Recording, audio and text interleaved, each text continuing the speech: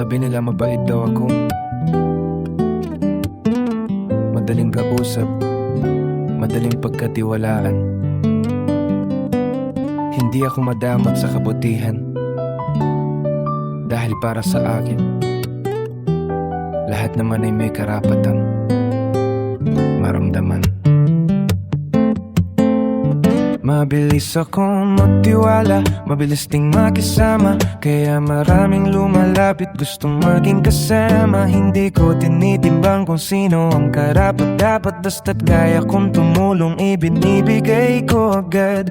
Alam kong iba-iba ang ugali ng bawat tao, may sugat na dala, may kwentong hindi ko alam kung paano. Kaya hindi ako nang huhusga sa unang pagkikita, dahil alam kong lahat tayo may sariling pakikibaka. Hindi ako takot kung sakaling ako'y maabuso, dahil natutunan ko na rin protektahan ang sarili ko. Hindi kailangang gumanti, hindi kailangang magalit, minsan sapat ng tahimik na lang akong aalis. Dahil hindi lahat ng lumalapit ay may pag-aalala, hindi lahat ng tumutulong ay walang hinihintay na kapalit.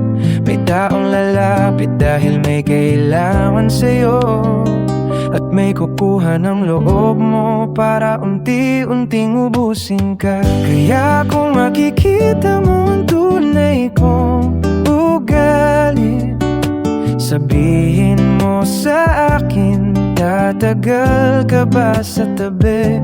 Kung hindi mo kayang tanggapin kung sino talaga ako, umalis ka na ngayon, huwag nang magpanggap pa rito. Hindi ko kailangan ng taong lalapit kahit kailangan, hindi ko kailangan ng kaibigang may ibang dahilan. Mabait ako, oo, pero hindi ako bulag. Alam ko kung sino ang totoo at sino ang lumalapit para lang mga buso. Sa dami ng taong dumaan sa buhay ko, nakabisado ko na kung sino ang totoo. May mananitang puno ng magandang salita, pero sa likod pala noon may ibang intensyon. May lalapit para lang humingi ng tulong, kapag nakuha na ang gusto bigla kang iiwan doon. May iba namang bukunin muna ang loob mo, hanggang sa pati lakas mo unti-unting kukunin ito.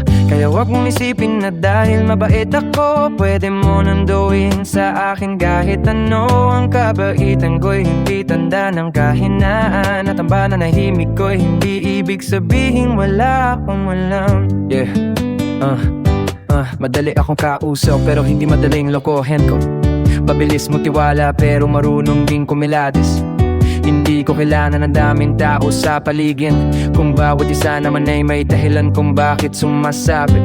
Hindi ako takot mawalan dahil sana'y akong maiwan, mas takot akong manatili sa taong puro ko sinungalingan. Kung kailangan mo lang ako, sabihin mo ng diretsyo, huwag mo malutin ang pagkabaibigan ng tunay mong pakay sa puso ko.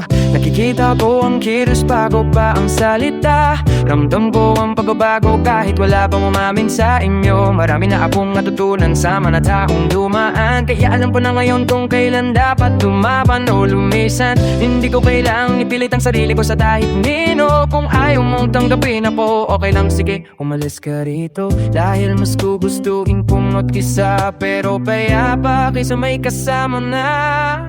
Pero araw-araw naman akong nauubos. Hindi ko binago ang sarili ko dahil sa sakit. Tuti lamang kong piliin kung sino ang dapat manatili.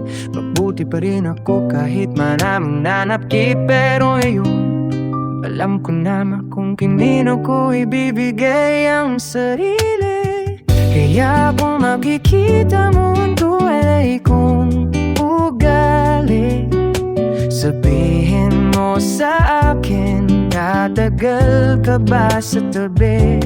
Hindi mo kayang tanggapin kung sino talaga ako, umalis ka na ngayon, huwag na mapangyap pa rito. Hindi ko kailangan ng taong lalaki malapit dahil kailangan. Hindi ko kailangan ng kaibigang may ibang dahilan. Babait ako pero marunong naman akong umiwas. At kapag alam kong mali ka, hindi na kita hahabulin kahit kailan.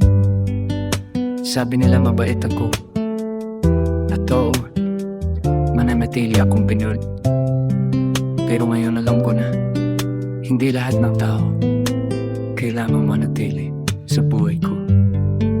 Kung nakikita mong tunay kong galit,